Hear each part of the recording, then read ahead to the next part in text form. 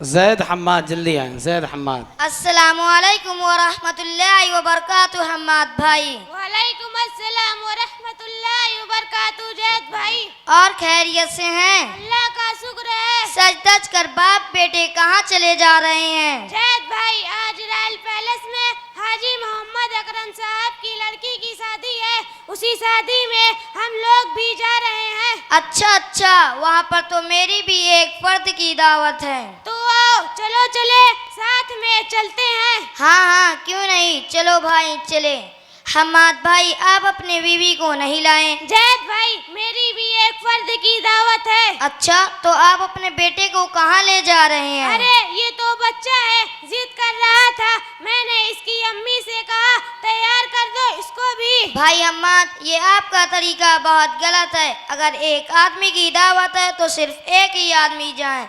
जिस तरीके से आप अपने बेटे को लाए, अगर इसी तरह हर अपने साथ साथ अपने बेटे को लाए तो लड़की की बाप की इज्जत चली जाएगी। और उसने खाने का इंतजाम अपनी दावत के हिसाब से किया है। आप सही कह रहे हैं। देखो हम्माद भाई, लड़की के बाप ने 100 आदमी को दावत दिया और उसने 100 आदमी के खाने का इंतजाम किया।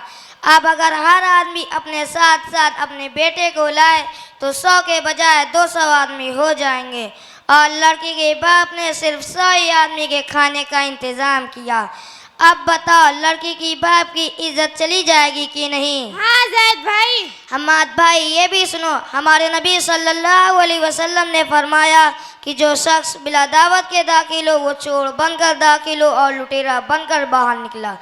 बगैर दावत के दावत खाने वाले को हदीस पाक में चोर और लुटेरा कहा जा रहा है। शर्म आनी चाहिए ऐसे लोगों को जो लोग बगैर दावत के दावत खाने पहुंच जाते हैं। जैद भाई मुझे नहीं मालूम था, अब इंशाअल्लाह मैं ऐसा कभी नहीं करूँगा। अस्सलामु अलैकुम व रहमतुल्लाहि व बरकातुहू। वालेकुम अस्सलाम व रहमतुल्लाहि व बरकातुहू। माशाल्लाह, देखिए बच्चों ने बताया कि बग़ैर दावत के जो चले जाते हैं दावत खाने, वो अल्लाह के नबी की नज़र में चोर और लुटेरे हैं।